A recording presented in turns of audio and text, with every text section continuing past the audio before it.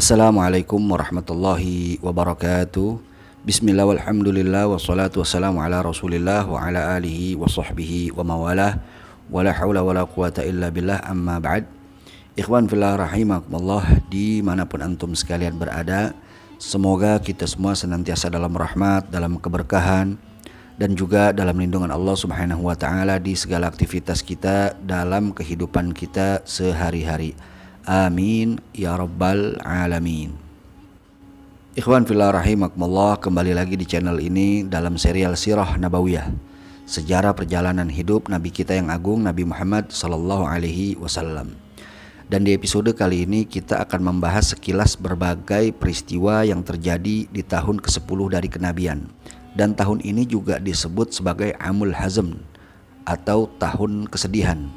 Nah, apa saja peristiwa-peristiwa yang terjadi di tahun itu? Mari kita simak bersama-sama.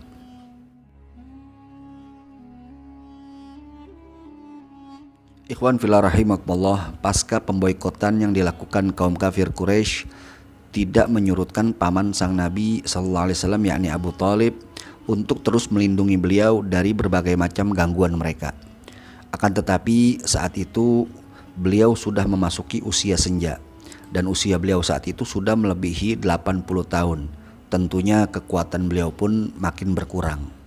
Dan selang beberapa tahun setelah terlepasnya mereka dari pemboikotan itu, Abu Thalib sang paman mulai menderita sakit yang cukup serius. Dan dari hari ke hari sakit beliau ini pun semakin parah.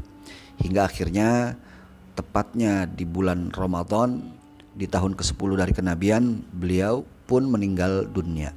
Hal itu tentu membuat Nabi sallallahu alaihi wasallam sebagai keponakan yang senantiasa dijaganya bersedih. Apalagi penjagaan dan perlindungan pamannya ini sangat luar biasa.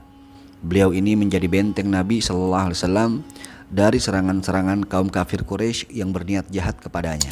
Dan belum hilang rasa sedih Nabi sallallahu alaihi wasallam atas wafat sang paman. 3 hari setelah wafat sang paman, sang istri yang amat dicintainya pun menyusul. Sosok Sayyidatuna Khadijah radhiyallahu anha merupakan salah satu anugerah yang besar dari Allah Subhanahu wa taala yang dianugerahkan kepada Rasulullah sallallahu alaihi wasallam. Selama seperempat abad Rasulullah sallallahu alaihi wasallam pun hidup bersama beliau.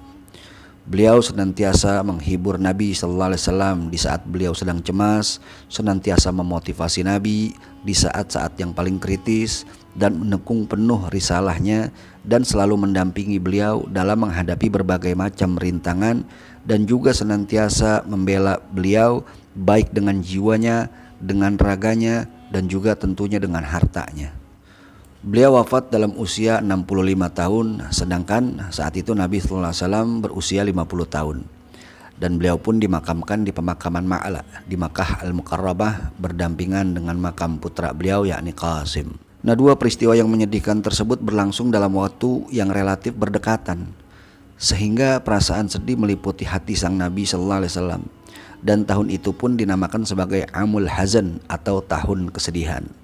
Tetapi perlu digarisbawahi, tahun kesedihan di sini bukan berarti Nabi sallallahu alaihi wasallam hanya bersedih karena kehilangan istri dan pamannya yang ia cintai. Walaupun Nabi sallallahu alaihi wasallam bersedih atas wafat keduanya, tetapi beliau menerimanya dengan ikhlas. Beliau menerima dengan ikhlas ketetapan Allah Subhanahu wa taala.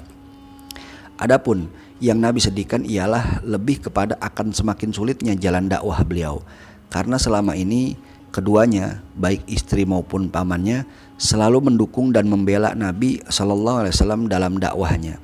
Tetapi peninggal keduanya, tentu jalan dakwah ini akan semakin sulit.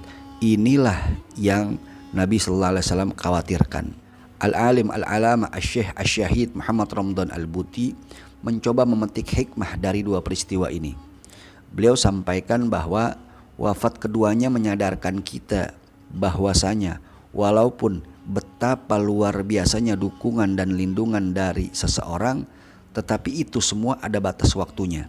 Dan hal itu makin menyadarkan kita bahwa pertolongan dan perlindungan itu hanya datang dari Allah Subhanahu wa taala yang tak kenal batas waktu.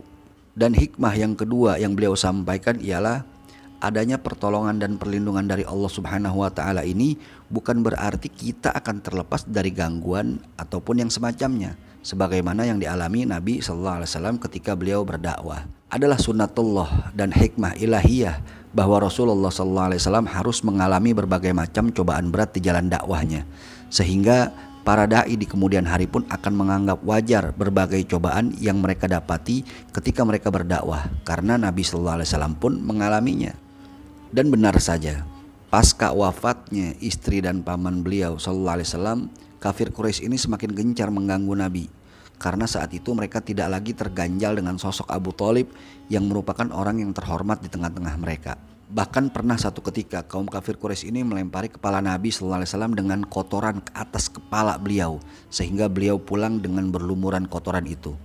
Nah, melihat kejadian itu, putri beliau Fatimah bangkit membersihkannya sambil menangis.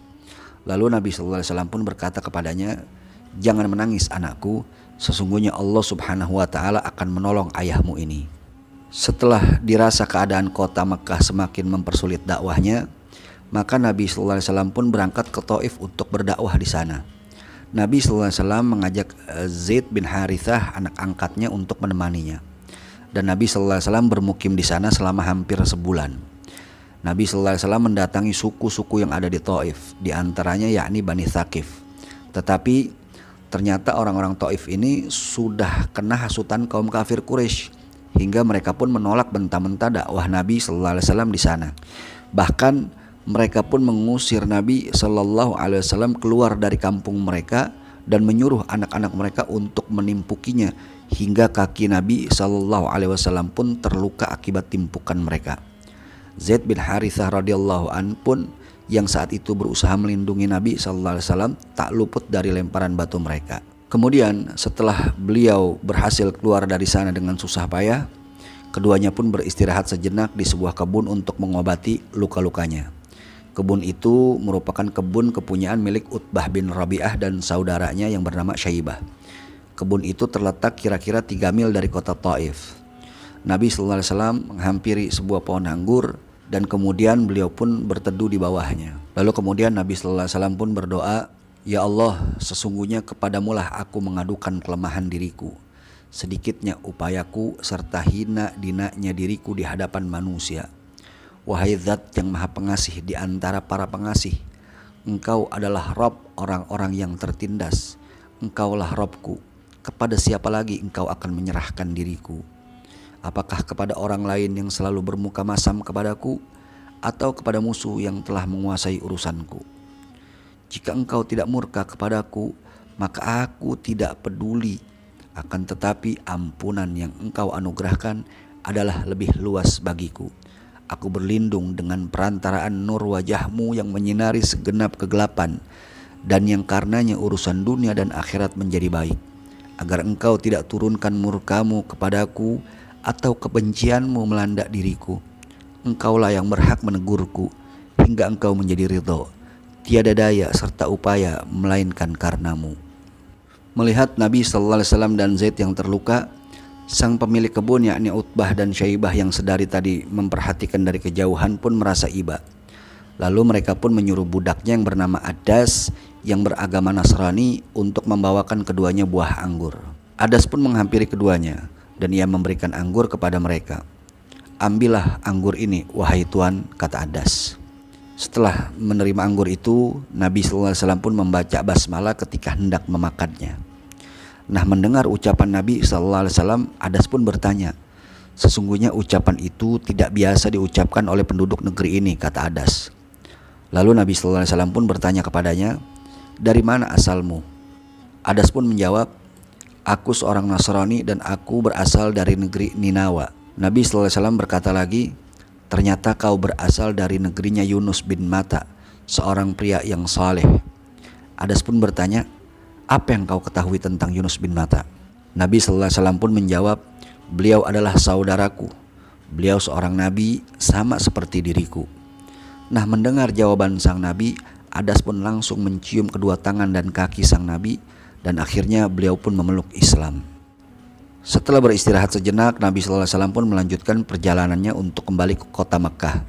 Dan di tengah perjalanan, tiba-tiba ada awan mendung yang mendatanginya.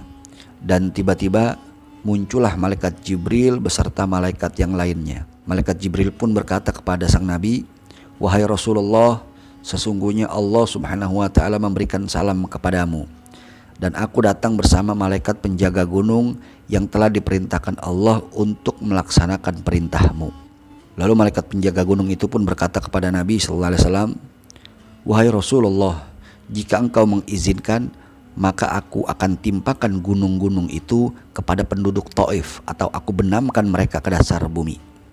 Nabi SAW pun menjawab, wahai malaikat penjaga gunung, jangan kau lakukan itu. Sesungguhnya aku berharap siapa tahu di antara mereka atau keturunan mereka lahir orang-orang yang beriman kepada Allah dengan mengucapkan kalimat La ilaha illallah Muhammadur Rasulullah. Lalu malaikat penjaga gunung itu pun berkata, wahai Rasulullah, sungguh engkau sebagaimana yang disebut oleh Allah, yakni merupakan seorang Rasul yang penuh belas kasih. Kejadian masuk Islamnya Adas dan datangnya malaikat Jibril menjadi penghibur Nabi SAW setelah apa yang beliau alami. Dan beliau pun kembali melanjutkan perjalanannya kembali ke kota Mekah dengan kemantapan untuk meneruskan dakwahnya. Nah ikhwan fillah rahimakumullah, itulah beberapa peristiwa yang terjadi di tahun ke-10 dari kenabian.